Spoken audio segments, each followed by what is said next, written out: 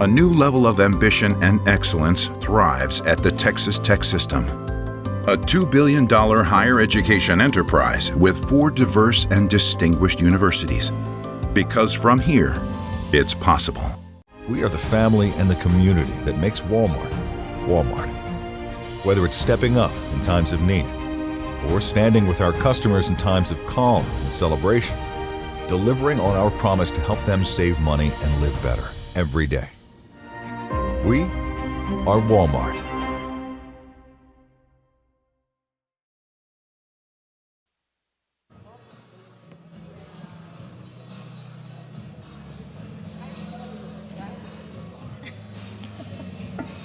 What you all have had to put up with during the legislative session, that was crazy. Yeah. Thank you. Good afternoon. Buenas tardes. Buenas tardes. Ay, come on. My name is Dr. Victoria DeFrancesco Soto, and I am delighted to welcome you to this panel of the 8th annual Texas Tribune Fest, and more specifically to the Latina Moment. I am joined by Veronica Escobar, Democratic candidate for Texas 16th Congressional District.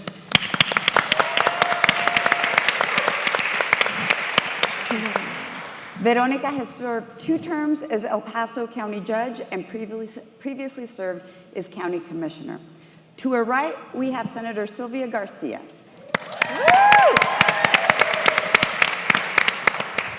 State Senator Garcia is the Democratic candidate for Texas's 29th Congressional District. Senator Garcia has previously served as a Houston City Controller, presiding judge of Houston's municipal system, and as Harris County Commissioner. Next, we have María Teresa Kumar, President and CEO of Voto Latino since 2004, and she is a noted political analyst across different media outlets, as well as a board member for Planned Parenthood, Emily's List, and the Latino Leaders Network. And to my immediate right, we have Cristina Tzintzún.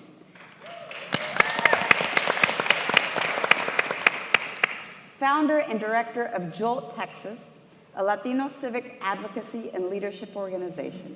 She is also co-founder of the Workers' Defense Project and author of Presente, Latino Immigrant Voices in the Struggle.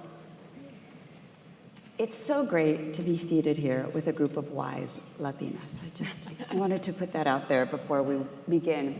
I do have a couple of housekeeping notes. If you can make sure that your phones are silenced, and also we will be tweeting under the hashtag TribFest18. So with that, I wanted to get the conversation started. Texas has the 2nd largest Latino population in the country, on the heels of California. However, we have never, until now, elected a Latina to Congress. So this first question goes to Senator Garcia and Judge Escobar. Why has it taken so long? And what are we going to do about keeping the pipeline going? Well, I'll start, and first thank you for the question, and thank you to the Tribune for recognizing the Latina movement. Because frankly, it's about time, right, ladies? But I think part of the reason is because we just haven't been running. We have not had candidates there ready to run. We've not done a good job, perhaps, of getting a pipeline ready.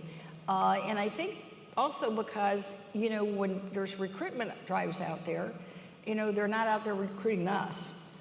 So I think it's important that we remember that it all starts with us and wanting to do it. I've been at this business for a while. I ran in 1992, the first year of the woman. Here I am, full circle, running the 2nd year of the woman. And I can tell you that there's a stark difference between the first year of the woman and this one. This one has more women of color, more Latinas, Native Americans, more African Americans running than any other time in history. So I think it's about us seizing the moment and us making sure that our Latinas are there and that we support our Latinas.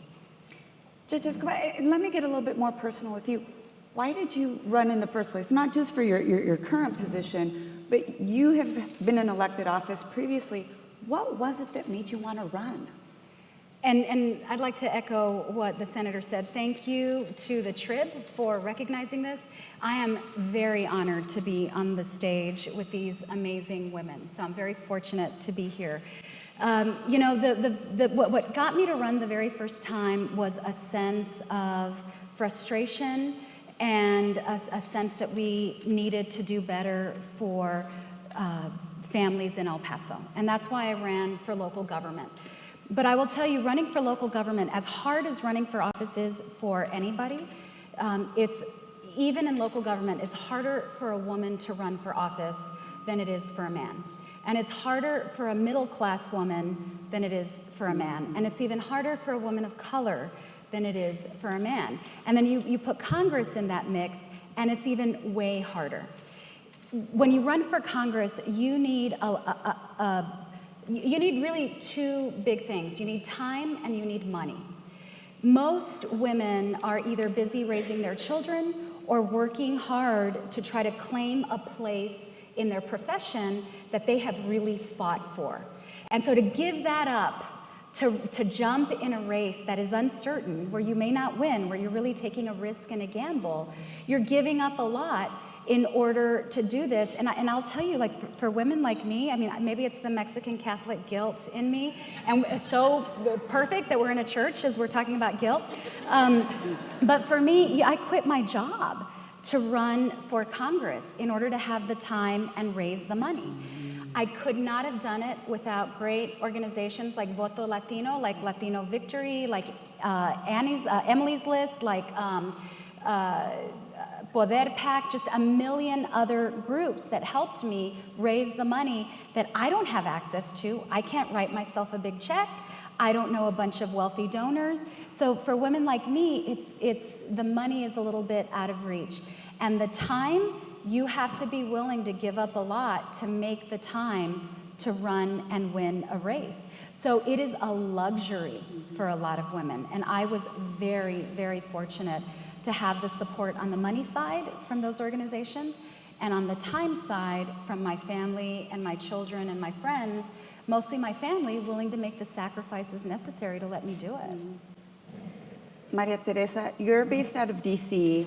However, I think you may spend most of your time on a plane. That's the sense I get. So I wanted you, Maria Teresa, to zoom out and give us a sense of the Latina and Latino moment nationally right now as we go into the 2018 election. So Voto Latino, first of all, I do spend a lot of time on my plane. I want to thank you, because Austin is one of my favorite cities. I want to thank Evan Smith for actually giving us the space and to be on stage with each and every one of you, because I think that the strength of the Voto Latino movement is making sure that we are talking about grassroots, we're talking about media, and we're talking about elected and creating a pipeline.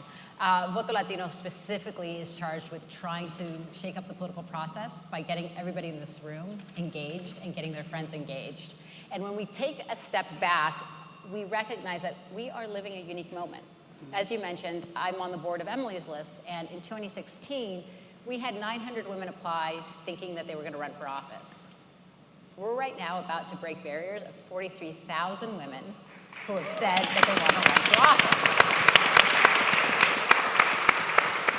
And I think what is happening in this country is that people are finally paying attention, and they're getting galvanized, and they're mobilizing, and they're recognizing, wait a second, if we are not, I mean, it's great to resist, but if we are not occupying the institutions of policy, if we are not occupying the voting booth, if we are not occupying the centers of decision making, we might as well pack up and go home. So women are standing up and saying, we want to occupy. A great example is Alexandria Ocasio. Alexandria Ocasio first started with Voto Latino and basically went through our leadership summit called Power Summit in 2014. This young woman went from being a bartender to unseating a democratic machine. Let that sink in.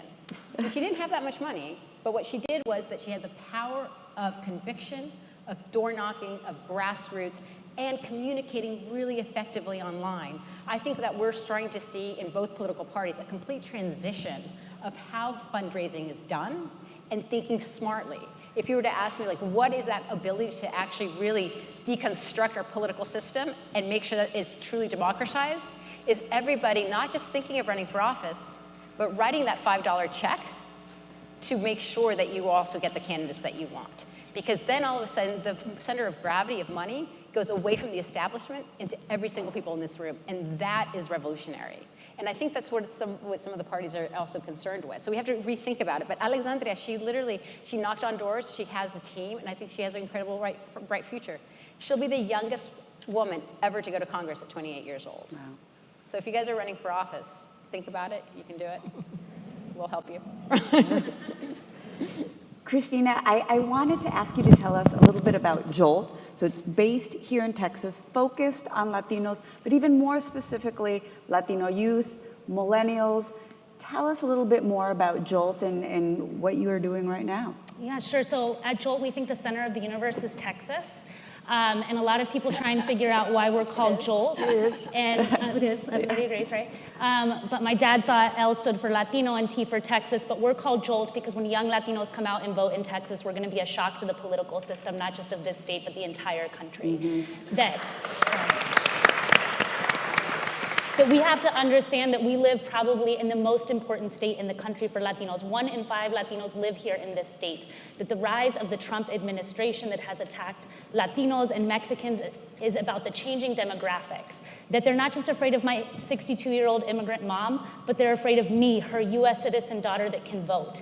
And that as young Latinos, we have the power in this state to change the politics, not just of who's in the Capitol and the governor's mansion, but with 36 congressional seats and 38 electoral votes, we can change the entire country. Texas is the epicenter of the fight and attack against immigrants and communities of color because we hold so much power in this state.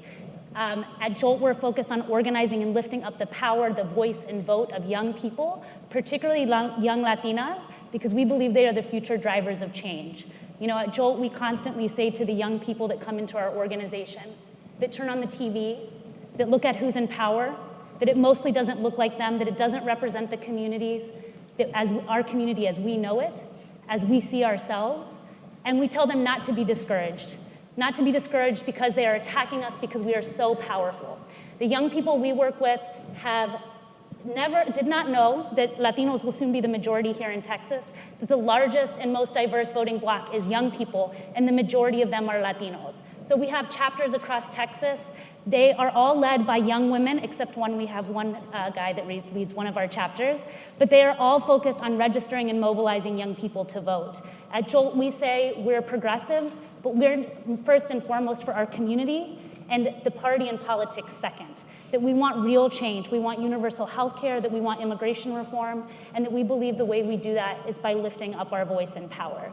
So right now we just launched in November 2016, kind of during an important election year, but we've been growing really fast. So we have chapters across Texas, we have staff now in Dallas, Austin, in Houston, and we're reaching 95,000 Latino voters. But changing Texas is not gonna be one election cycle, and harnessing the power of millions of young people in this state is a long-term commitment and process. That's why we say we think Texas is the center of the world. We have no ambition to be anywhere but in this state and to build the power and voice of our community. And the thing that people probably know us best for, and the last thing I'll say, is that we believe as Latinos we don't have to hide our culture to be accepted, that our culture should be equally considered as American as anybody else's, and that's one of our driving forces to deliver change. So the thing that people know us most for is our quinceañera protest. How many people saw that at the Capitol? Yeah, that was beautiful. So that ended up reaching 50 million Americans. So that is how we change Texas, is we change it by telling our story and demanding that our story be accepted as equally Texan, as American as anybody else's. Thank you, Cristina. Senator Garcia, so you have been running for office since you noted 1992, the original year of the woman. Number of positions, but one thing that we usually hear about with regards to Latinos is the litany of why we don't vote, why Latinos don't vote. But I want to flip that, and I want to ask you, you have been on the ground for the past 20, 25 years, why do we vote? Why do Latinos vote? Well, we vote for a couple of reasons. The main reason is because we see someone on the ballot that represents our values and looks like us or has the same Spanish surname. So we do engage in what many other groups do, identity politics. I mean, if they see a Garcia they're more likely going to be encouraged to come vote. I mean, people want to vote for people they know, people they can touch and feel. So I think that starting at, particularly at the local level, that's really very important. I think the second reason we are voting, and especially now, is that, you know, we can't stand Trump. I mean, you say, I wasn't being facetious, y'all. I mean, if you just say in any rally that I've been to that you're going to stand up to Trump, that gives you the biggest applause, because everybody has had enough. Whether it started with the travel ban, it continued with what they've been doing with DACA, fighting DAPA, doing the separation of our kids, putting them in cages instead of cradles. I mean, people are just fed up with it. And lucky for us, we have great allies. This is really disturbing a lot of people because it's heartless, it's inhumane. So I think that's going to really have us come out and vote. But I think what matters most, and I've seen the best turnouts, really goes down to our kids and our future. We have better shot, at least in Houston, and I don't know if it'd be different in El Paso or here in Austin, but in school board races, the mothers get mad. The comadres get activated, and they'll go out there and support a school board candidate that's going to address their needs about why the school cafeteria food doesn't taste good, why they don't have books in the library, why the auditorium doesn't have a microphone that works, why are the teachers there not treating their kids right. That's where it starts.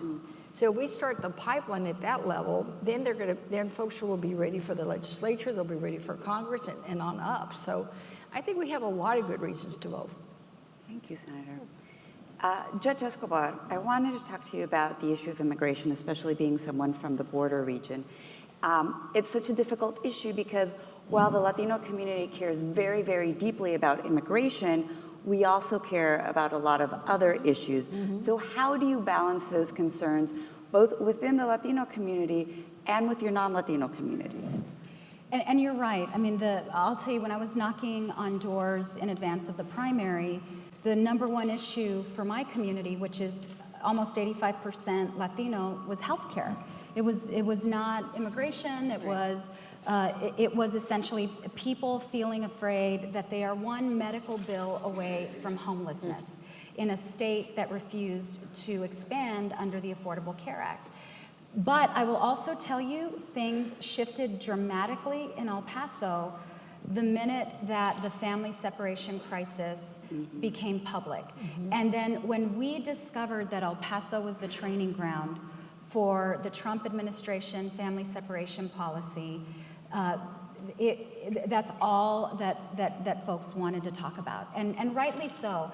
And I'll tell you, I mean, along the U.S.-Mexico border in places like El Paso, we really especially have a very profound sense of fatigue when it comes to the calls to solve the border problem or the constant conversations around border security. And it's been going on for 15 years. And this is a conversation, and this is a topic that's been pushed not just by Republicans. It's been pushed by Democrats alike, who've used communities like mine as a bargaining chip in their conversations and negotiations and in the deals that they cut. And all along the way, the border and border families and immigrants who live along the New Ellis Island, our humanity is being stripped away slowly. And it's been 15 years. And it has been those conversations that have led us to this moral rock bottom, where you see children taken out of the arms of their mothers and they are put in cages, happening in the United States of America. And so, yes, absolutely, without a doubt, my community cares about healthcare, cares about education, cares about the economy. We are not unlike every American community, and communities that struggle and have dreams and want to do better for their kids. But we are at this urgent time, and so right now, it really is kind of like this, whatever the scandal of the moment is, but for us, there really has been a very deep wound that has not just been reopened with the family separation crisis, but that has been grown. I mean, it is beyond anything that I have ever seen. I mean, our community has responded in two different ways. There have been protests after protest after protest, but also there's been incredible beauty. In my community, we have volunteers who are, to this day, to this moment, because even though it's out of the news, in El Paso, it's still on our doorstep and it is still in our community. Every time a family is released and reunited, one trickle at a time, it's our community that wraps her arms around them. Every time we get a new group of Central American refugees seeking solace and help within the arms of America, and they're rejected by our federal law enforcement and by our government, it's our community that wraps her arms around them.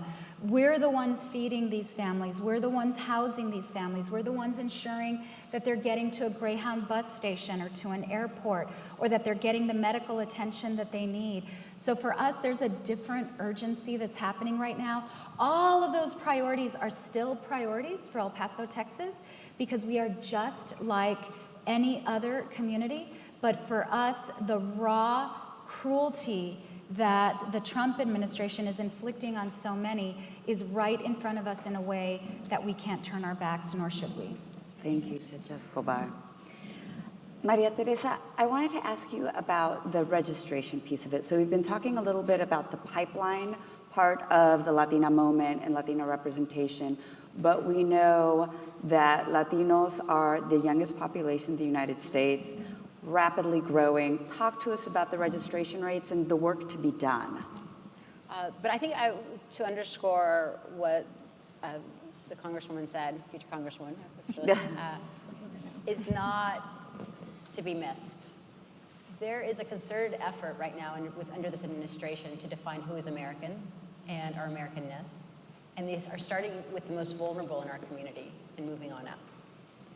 And they're doing it because they fear us and they see our potential. And this is the moment that our community has to rise up and fight back. Because whoever we send in Congress will provide the checks and balances that this administration needs to end family separation, to make sure that we still have a safe, clean environment, to make sure that our children are not being questioned if they're American or not in their schools, and the list goes on. So if we want to make sure that we stop family separation, one thing is to make sure that we have allies and representatives that vote our values, that could actually put on the books laws that would prohibit this from ever happening again. When the family separation issue happened, Voto Latino partnered with close to 70 organizations around the country and locally in El Paso. We secured a 3-hour special with MSNBC, and we brought in the full attention for them to basically have a conversation of what exactly is family separation and how is our government basically violating the UN Accords of international treaties for how you treat children that we crafted. If this does not make you angry, if this doesn't make you recognize that how unjust it is, because I know at the bottom of the day this is not our values, I don't know what else will. But I can share with you that we have been able to identify that this is not just a Latino issue. We basically had over 500 folks from across the country, including Canada and Alaska, descend on Tornillo, who were Republican and Democrat and independent, saying this is not okay because this is not the America we believe in. So this election has nothing to do with party, though people want to make it polarized. It's about how do we make sure we get the right people with the right values representing us and making sure that they are accountable to us. And so when it comes to voter registration, Voto Latino this year has concentrated in 4 states. And for us, Texas has been ground zero since 2010. It's been ground zero because I grew up in California under Pete Wilson when they used to try to basically demonize my family for being first-generation immigrants, for contributing, for being the ones that made sure that everybody not only was fed, clothed, and taken care of, and the idea that they were trying to basically make their work and sacrifice less than anybody else's. So with Texas, when I say that Texas is literally in our ground zero, we just brought in 3 board members, Julian Castro, Sonal Shah, who was with the Obama administration, and a partner, Ed King and Spalding, who is here based in Austin, because all 3 board members that we brought in, they're all Texan. We're just about to announce that America Ferreira, who's also joining our board, her husband is from El Paso. You guys are coming along whether you like it or not. Because the power that you have, we see it. So for the 2nd year in a row, for example, Voto Latino is bringing our Power Summit. If you guys have something to do tomorrow, we have limited spaces, but we encourage you. Mark Cuban is going to be speaking there, but it's all about organizing, organizing, organizing. Because we recognize that in 2016, we registered 39,000 Texans. Of those 39,000 Texans, 77% of you guys came out and voted, and you guys were all young people, and you were all knocking on those doors, and you were making sure that no one was going to be left behind. And we're going to continue investing in you because we recognize that literally, the pathway to changing the political behavior and the attitudes are here in this state. We need you desperately. We're going to provide you all the tools possible. Our VP of campaigns, Ann Barcavillo, she is an El Paso native. She comes from us way of El Paso rocks. What can I say? El Paso rocks. So I have to tell you that I'm increasingly, I'll tell you, so I'm increasingly an El Pasoan only because my sister-in-law lives there. She works for UTEP.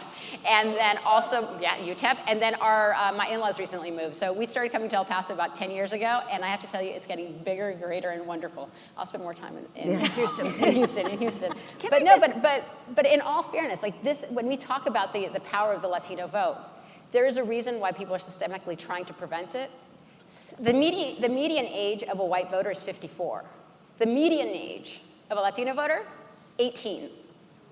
In the next 2 years, we're going to see a tsunami of eligible voters, and we have to be fierce, we have to be present, and we have to recognize we cannot leave anyone behind. So Voto Latino, we have chapters in Austin, El Paso, and we're doing a couple more in the Rio Grande Valley for folks that want to get or are interested. But more importantly, we also developed an app called Voter Pal that if you download it, you give it to your friends can start registering each other how to vote, and then we can start clicking how many people you have. We recognize that some elections in Texas are won by less than 7,000 votes, but we have 60 to 80,000 people unregistered. Shame on us, because we have possibility. We can grow that market share.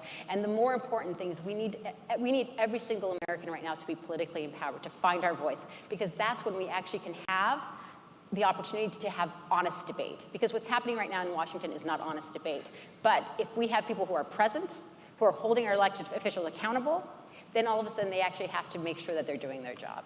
Thank you. I want to add something. I just think it's important to underscore the point that Texas has the lowest voter participation rate in the country, and we also have the highest Voting Rights Act violations in the country.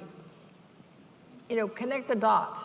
They're trying to keep us from voting. Every time we meet in session, there's always a new proposal.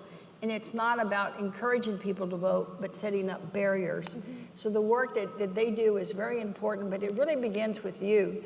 You need to become a deputy voter registrar. You can still vote, register people till October the 9th to vote this November, and early voting starts October 22nd. Those are important dates. You should put them on your refrigerator. And every day, add on that refrigerator the number of people you registered that day. That's right. Because all of us can do our part. We need to be leaders. Latinos are natural leaders. Yeah. We know how to be comadres. Just do that and register people and get them voting, because as a group of people, we can do better. And when we do, then everybody wins. That's right. And if you guys want to find out more, you can go to somosmas.vote to register and learn more about Voter Pal. Somosmas.vote. So the flip side to that is the apathy. Yeah. And voter apathy is not unique to Texas, but because of institutional reasons from our legislature, but also the fact for many Latinos who tend to identify with the Democratic Party, not that all Latinos in Texas do, but the vast majority do, they haven't seen a Democrat elected to statewide office in over 20 years. And that starts to weigh on the political soul. So when you're out on the ground, Cristina, how do you engage these young folks who say, why? Democrats are shut out. What can we do? Institutionally, they just keep putting barrier after barrier. How do you confront apathy? Well, I think that we have to understand, especially for young Latinos, the young Latinos that I meet are not apathetic by any means. Actually, They just haven't had a message delivered to them by someone that they trust. The message has to not be about the party. Though most Latinos in this state vote Democratic, we're actually publishing a study where we did 1,000 surveys of Latinos ages 18 to 45 across Texas, and just 34% of them actually identified as Democrats.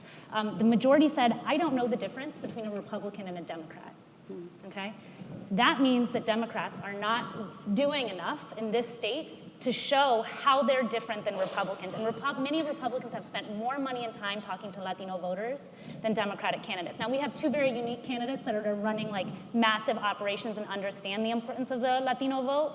But because our community is young, and because our community has said that we don't vote at the same rates as other people, as other ethnic groups, it's a cyclical problem. People don't invest and go and talk to our community, so we don't go vote at the same rates. And we have to change that. And the other thing we have to change is we have to change how the party talks and how candidates talk about the issues that matter to Latinos. So one very controversial thing that Jolt did, that a lot of people know us for too, is that we did not endorse Lupe Valdez in the primary for gubernatorial candidate in Texas. And that decision was made mostly by the presidents of all of our chapters, all young people. The two stats that you need to know is that over the next decade in this state, 2 million Latinos will turn 18. 95% of them are US citizens, okay? That's where the vast majority of our eligible voter population is gonna grow, young Latinos, just as María Teresa said, and why the important work that Voto Latino is doing. The other thing is that in this state, 1 in 2 Latinos under the age of 30 have a parent that's foreign born. I'm one of those children that's a child of immigrants. Nearly all of our members are children of immigrants. And if we're honest, the Democratic Party has not been as good. Some candidates have, but many times they have also used our community as a political football. They have been unwilling to address the real challenges that we face. They've ran from addressing the real pain and harm and suffering that immigration enforcement has caused in our community. Now, it's easier to see the split with the rise of the Trump administration, but we also have to push the Democratic Party to be better. Ultimately, we did end up endorsing Lupe for the general, but our message is clear that if you are to stand up to the Trump administration, you have to be willing to stand up to our governor as well when you're locally elected and refuse, in exchange for dollars or compromises, refuse to accept those dollars and stand up to them so that we are not exchanging our families, our bonds, and the most important things in our community. If you're gonna stand up to if you can't stand up to Greg Abbott, then how will you stand up to Donald Trump? And so we hope that Sheriff Valdez has learned that lesson, that young Latinos do care very deeply about immigration, and that we're demanding that the Democratic Party be stronger on this issue, especially in this state, and that candidates must be stronger. So with that message, that young Latinos are powerful, that the future is ours, and that if Trump and his supporters want to cling to the past, they can have it, but the future belongs to us. Young people are super motivated. But the message, again, is not about the candidates, it's not about the party. It's about our community, our power, and the change that we want delivered for our community. So I'm not finding any problem getting young folks engaged, quite the opposite, but the message has to change about how we talk to and reach young Latinos. That's right. Just a little PSA, tonight is going to be the one and only gubernatorial debate between Greg Abbott and Lupe Valdez. Tune in. So I'm not a betting woman, but if I were a betting woman, these ladies aren't going to be spending as much time in Texas, Senator Garcia and Judge Escobar, after November. And so my question is, what is the perspective that you as a Latina and a Tejana are bringing to DC, and what is on your short list of accomplishing once in DC? Well, I think the perspective for me is just being more than a vote, but a voice. And I think if you look at my record in the Senate, it's been a progressive voice, that one that has stood firmly with immigrants, one that has stood against the bathroom bill, one that has been about teacher pay raises and good jobs. So I think I'll just carry that to Washington, but I'm not, out of touch with how things really work in Washington. I know I'll be a rookie again, but the best part for me will be that I won't be part of the minority anymore, because I do expect Democrats to take back the House. And as a senator and as a county commissioner, I was part of the minority. I think it'll be good to be part of the majority. And I think there are a lot of people in Congress that are committed to some of the values that I'm committed to. So for me, it'll be about coalescing with them and making sure that, you know, the DREAM Act is number one. It's a huge priority for me because my district is 77% Latino. And like Veronica, I mean, when I knocked on doors, it was jobs and healthcare, and then immigration. Because immigration just permeates everything. I mean, you can have 20 clinics, but if you're afraid to go to the doctor because you think that ICE is going to follow you there, just like they followed that young girl from Laredo all the way from Laredo to Corpus, and they waited outside her hospital room, that's nuts. But it scares people from going to get health care. If they think that if going to a courthouse like in El Paso, and then they came out of getting their protective order, and ICE was waiting for them, you think they're going to go to a courthouse and take part in what they need to take care of their justice needs? If they see that people are being picked up, just dropping kids off to school, will they take their kids to school? You know, people are in fear of deportation. It's real. And if I can bring as many jobs and good clinics and, you know, good health care, but if they're afraid, then what do we do? So for me, immigration reform is a huge priority, but I represent a very robust region that contributes a lot to the Texas economy. So I'll also be about transportation and energy and commerce and the things that make Houston be what Houston is as a region. So I'm really hopeful that there will be the commitment to move forward, and that the Democratic majority will focus on the things that matter to working families, because that's who we are, as working families. Indeed. Thank you. So in addition to being a Latina and Tejana, I am a proud fronteriza. And so to me, number one is a defense of my homeland. I do feel that the border and border residents and border families are under attack right now, today, in a way like never before.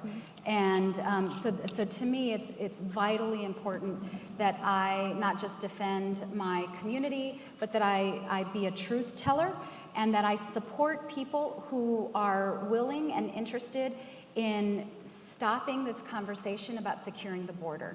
Because it's again, it's a moving goalpost. And Democrats have been tricked for a long time to running and chasing after that goalpost. And there's no end to the movement of it. And so I've been raising money in order to support other candidates, mostly women, who are going to flip seats, but who will stand with me and with other Democrats who will say enough of that conversation. It's now time for comprehensive immigration reform, just and humane comprehensive immigration reform.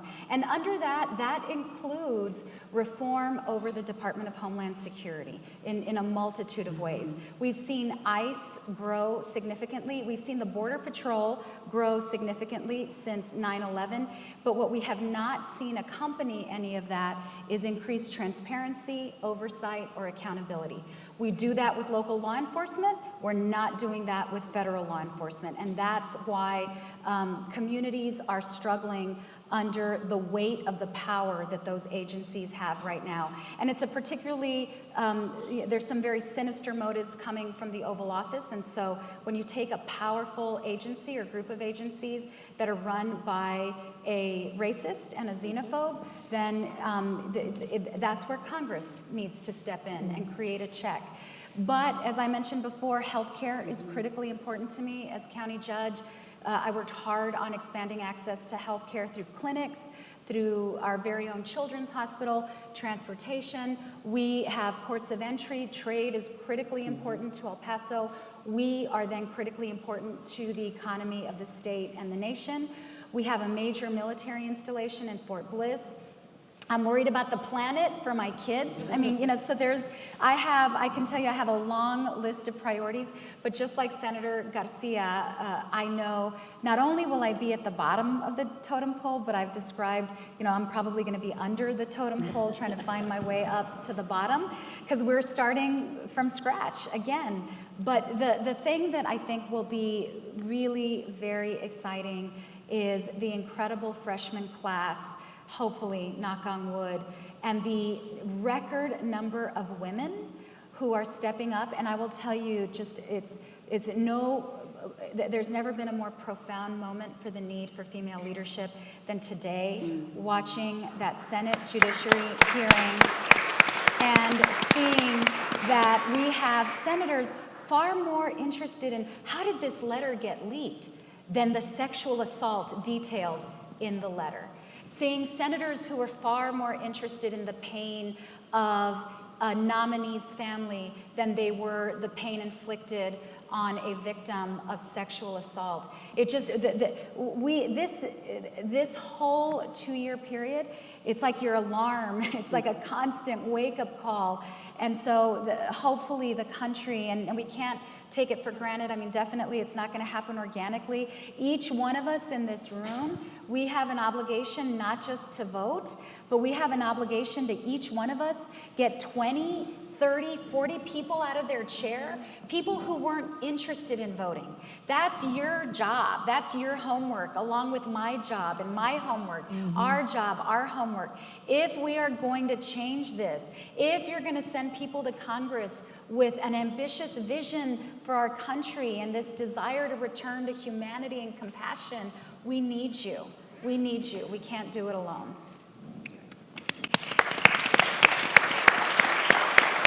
As a professor, it warms my heart to hear you giving out homeworks. I think we all have our homework of 20 voter registrations. I promised I would open it up to questions with at least 15, 20 minutes. But before I do, let me do a quick lightning round of our panelists. You have a magic wand. How do we make the Latina moment at least the Latina decade for the short term? And then we'll talk about more. María Teresa. Run for office, invest in our candidates, build the pipeline. I think that we have to make sure, I think that the beauty of the resilience, the beauty of the Latina is that we're incredibly resilient. I think that we have obstacles and people sometimes say, how do you do it? And you realize, were there options? Because we have been able to identify with women in our lives that have given everything up to give their children and their family opportunity. And so when we step into rooms and we see another Latina, we know that it was hard work and it wasn't by chance.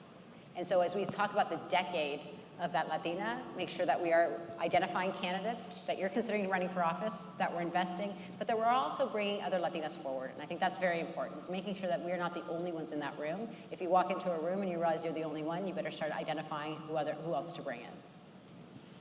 As I said, it begins with you. I think you should make sure that everyone in your family is registered to vote, become a voter registrar, and then adopt your own precinct. Start in your own neighborhood. Make sure all your neighbors are registered to vote. Make sure they get out and vote. Send them a text, call them, make sure that they all get out. And if each one of you adopts a precinct, just imagine the power in this room if all of you all do that. That's hundreds of precincts that are going to be covered. That's what we need to do is, remember, we don't agonize, we mobilize.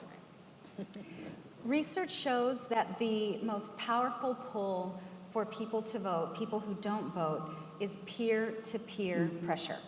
And so that means you have to become a nag.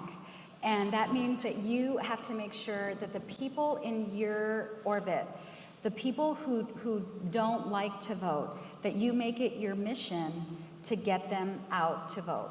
And that means following up to see if they voted during early voting. And so that if they didn't, you call them up and you say, I'm going to go pick you up and I'm taking you to your polling site. And you take the day off on that day.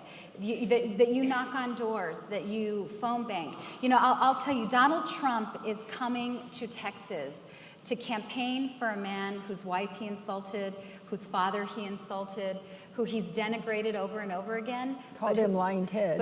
But who has become only too willing to carry out and execute whatever he wants. So he's coming to our state for that man. That day should be the largest day of mobilization for all of us. I'm organizing in my community and in 3 other border communities a day called the Border Blitz. They're going to be in a football stadium that may hold 20,000 people, we need to reach out to at least 20,000 people that same day.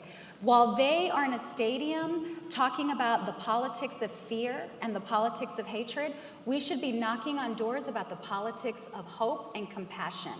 That is where our power is. And I have an obligation to be an inspiring candidate, not just to people who vote for me, but I have an obligation to recruit and support other Latinas, other people of color, other folks who are not as fortunate as I have been, and help them get through very difficult races and be with them through tough votes. And so you have that commitment. I've always done it. I've always recruited candidates, always worked to fundraise for candidates, knock on doors for candidates. Been doing it for 20 years. I'm going to do it until they put me in the ground. We're lucky to have you. I want to offer that the title of this panel is wrong, that it's not the Latina Moment, that it's the Latina Movement. That consistently Latinas vote more, they volunteer more, and they've long been leading progressive movements and social change movements. They just haven't gotten the credit for the work that they've been doing. And I think it's clear in this state that who's going to be the drivers of major change are young Latinas in this state. But that we also have real challenges. That even though we make up, as Latinos, 40% of this state's population, right now we are treated like second-class people. As Latinos, we are the least likely to graduate college, we are the least likely to go to good schools, we are the most likely to be poor, we are the most likely to die in the job, and we are the least likely to have health care. And people in power passed SB 4 that has attacked our community, racially profiled us, discriminated against, and even broken apart our families. And they think that they can do all of that without any consequences. But they're about to learn that as Latinos, and especially as Latinas, that nothing matters to us more than our families. Y si vienen por nuestras familias, que nosotros vamos a venir por ellos. That if you come for our families, we will come for you and vote you out of office.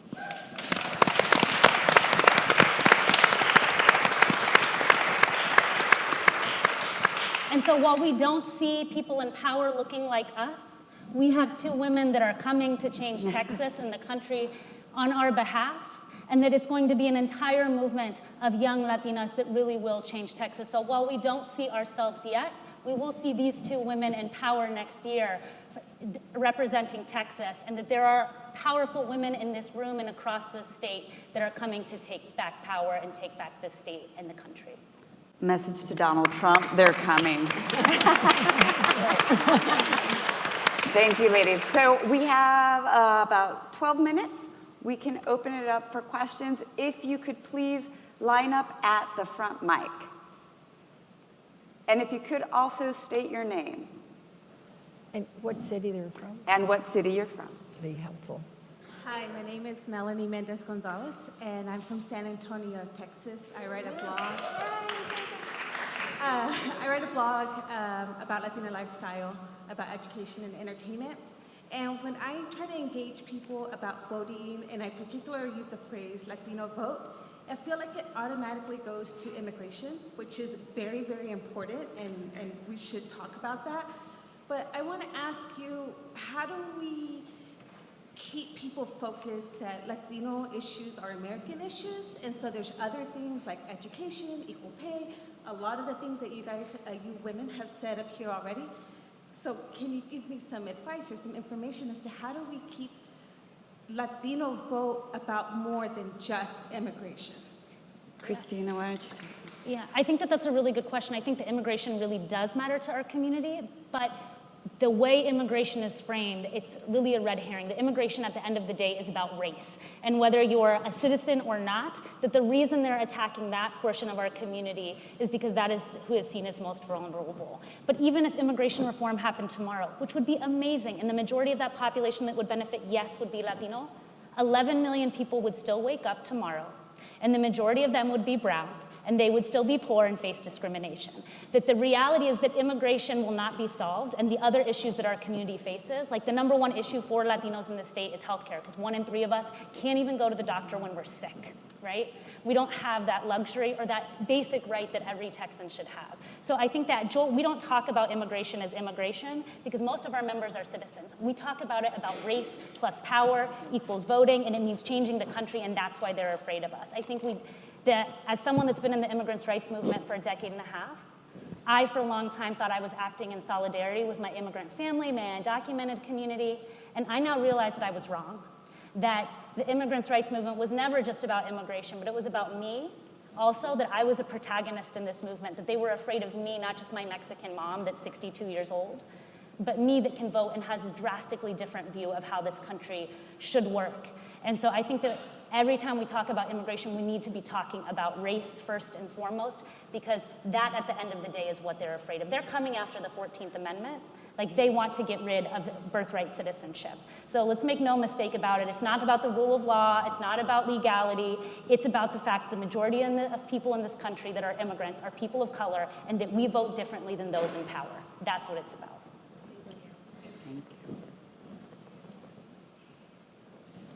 Hi, my name is Denise Palacios, and I'm a student at the University of Texas Rio Grande Valley, so I'm also from the Valley.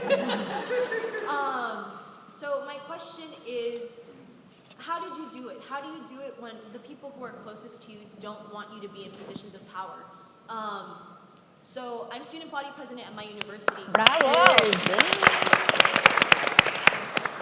And within the first few months, I'm actually the third female to be student body president. With my first few months, an administrator told me, I think it's time that we have a man. We've had too many women. And I was like, excuse me? So apart from that comment, I'd heard comments from my family, comments from uncles or cousins who were men, and said that women shouldn't be in positions of power. So what do you do when the people that are closest to you don't believe in you? Ignore them. I mean, Yeah, ignore them. honestly, do not give them the power that they want to take from you. Don't. And frankly, surround yourself also with people who support you. I mean, I've learned over the years, and I bet the senator has as well, you will hear a million critics. And I have learned over the years to listen to the criticism and especially accept it when it's legit, and to check myself. Like, that's a great point. I wasn't hearing that person, or whatever the legitimate criticism is. Be open to legitimate criticism, but criticism for the sake of your gender or your identity, don't give it the power, and keep people around you who will nurture you and support you and lift you up, and then you do the same in kind. Nurture them, support them, lift them up, and then you'll find that the naysayers will because they have lost their power, they'll focus on something else. You're going to have it for the rest of your life. You just need to figure out how to maneuver it.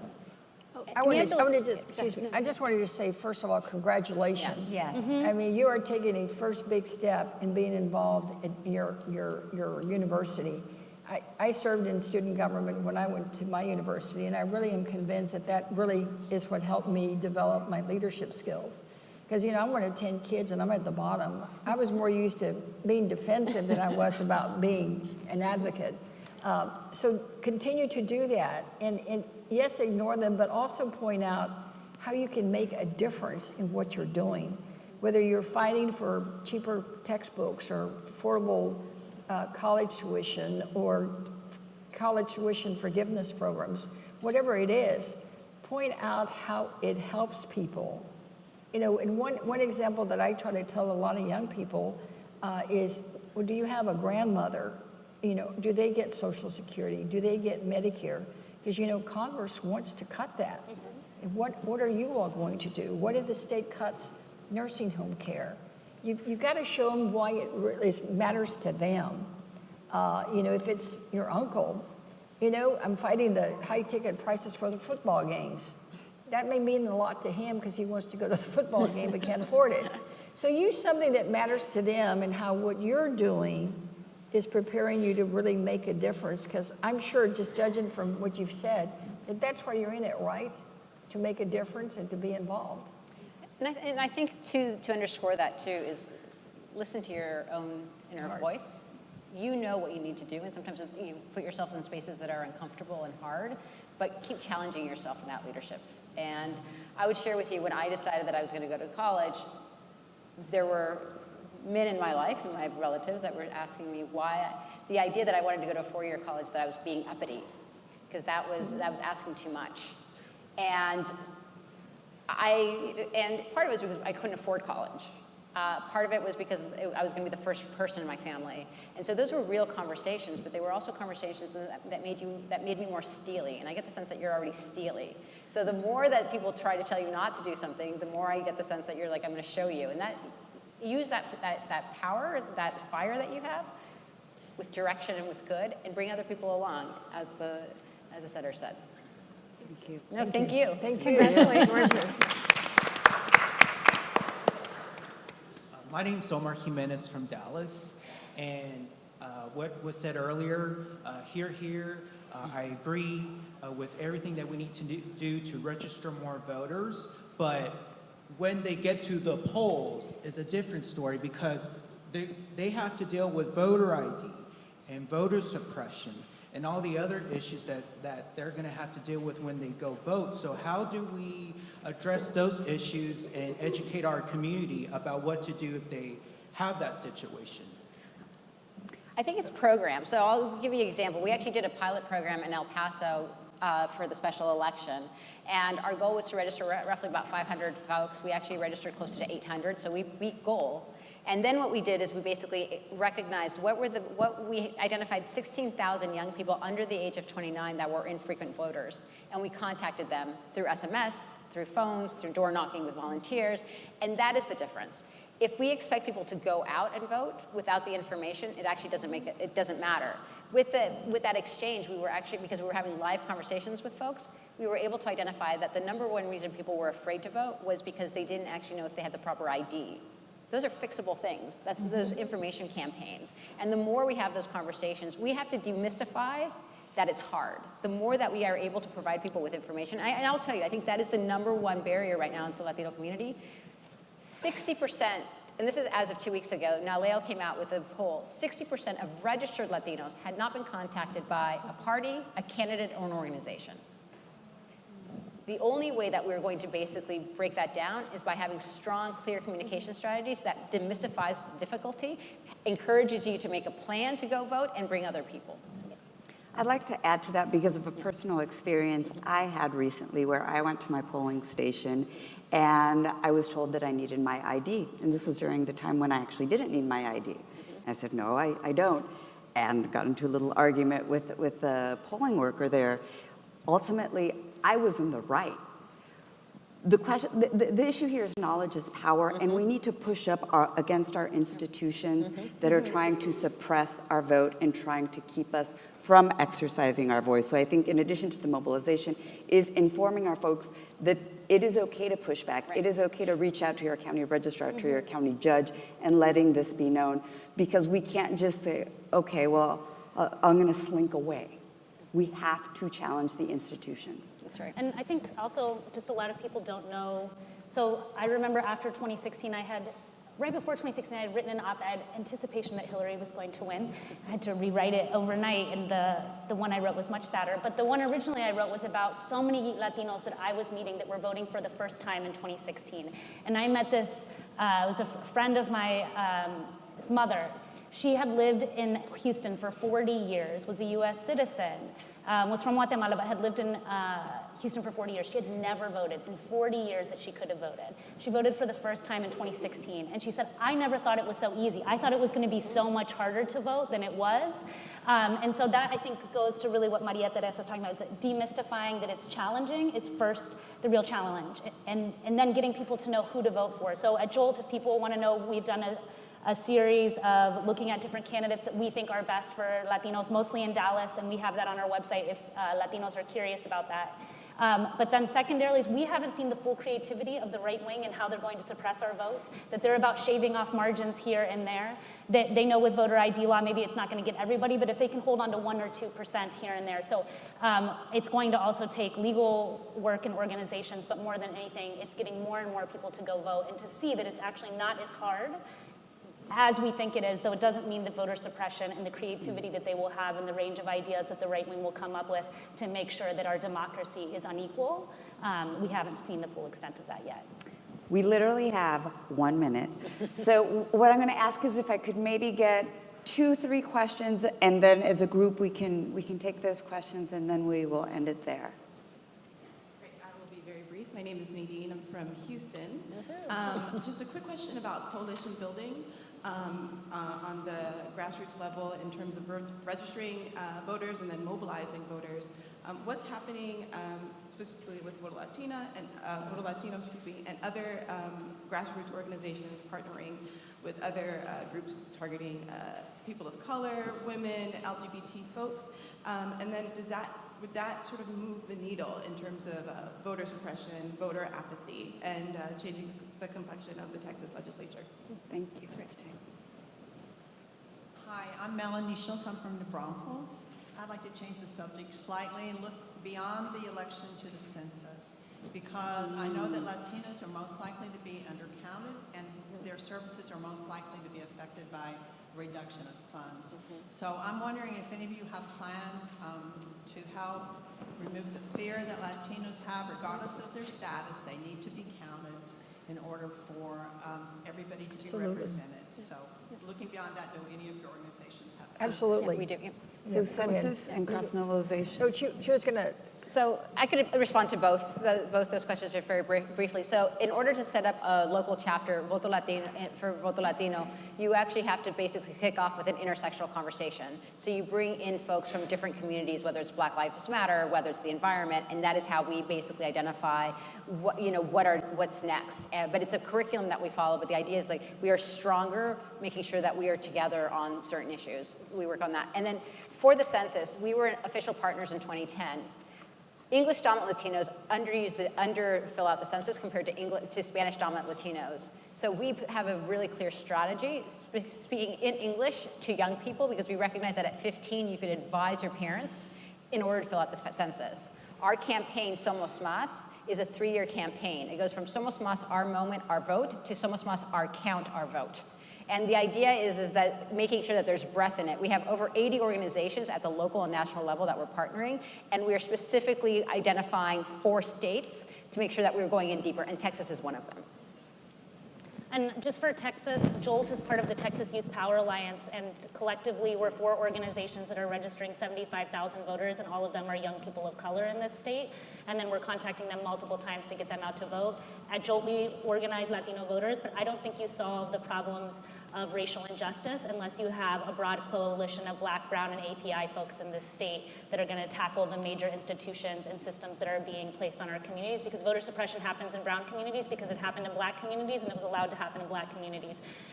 We're as poor as we are, and on all of those same rates, Blacks and African Americans are tacking on those same rates as we are, almost at the same rate. So we have to work in coalition to be able to address the common injustices that we face. Regrettably, I can't take any more questions. I'm sorry, I see one of my students, Cassie, come up afterwards. But please join me in thanking this tremendous panel, and thank you for coming.